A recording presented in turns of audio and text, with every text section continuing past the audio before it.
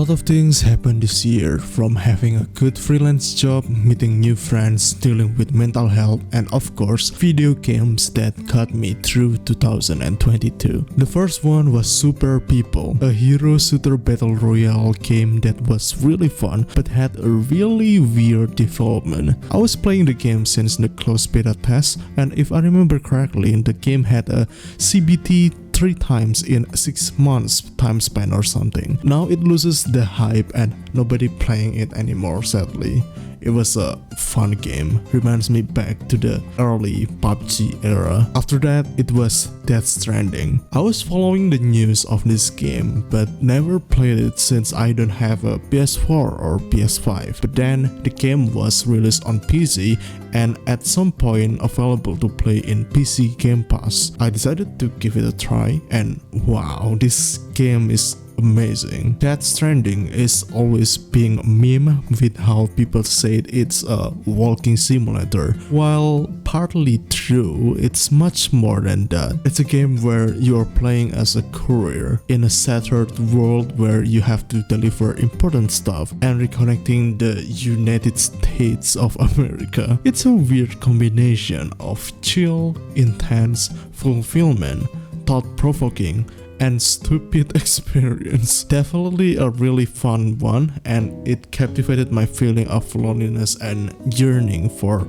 connection so well. It's a really impactful game for me this year. The next game is Elden Ring. It's my personal game of the year for me, and I didn't expect that I will spend more than 100 hours in this game, especially when I never played Dark Souls or Bloodborne before. I bought Elden Ring on a hunch because I thought it will be great to bring new people for watching my live stream on Twitch. It didn't work, but damn, it's a great game. After reading the discussion about Elden Ring, it's the most accessible game from the series thanks to a feature where you can summon spirits. Beating the boss using overpowered tactics and weapons, chasing the XP farm, made a journey with a random person, all of that was a really fun experience. I actually made a video about the whole experience of me playing Elden Ring, so if you want to check that, it should be showing up on the top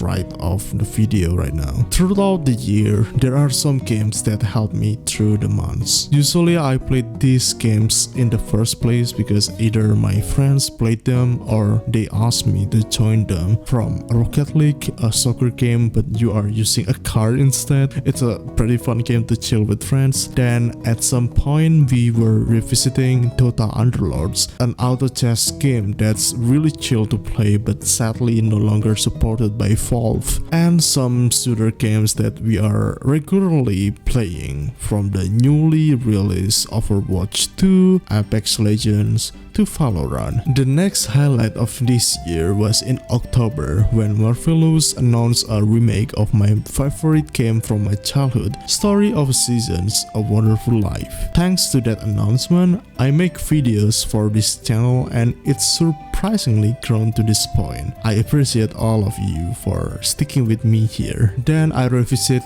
the original version of the game called Harvest Moon: A Wonderful Life and was streaming it until now. It was really fun to talk to some of you there while playing the game together, and I appreciate it a lot. The last game that got me through 2022 was something that I didn't expect. It's Pokemon Scarlet and Violet. I haven't played any Pokemon games since Pokemon Black and White, and I'm not really a Pokemon fan. But since I got my Nintendo Switch earlier this year, I've been wanting to play a Switch exclusive game, so I decided to spend my money on Pokemon Scarlet and Violet. We all know that it was a messy release since people already talk about it, but it didn't stop me to enjoy the game. It was so much fun and the story is surprisingly pretty good. I'm glad that I jumped into Pokemon Scarlet and Violet blindly. So yeah, there it is, video games that got me through 2022.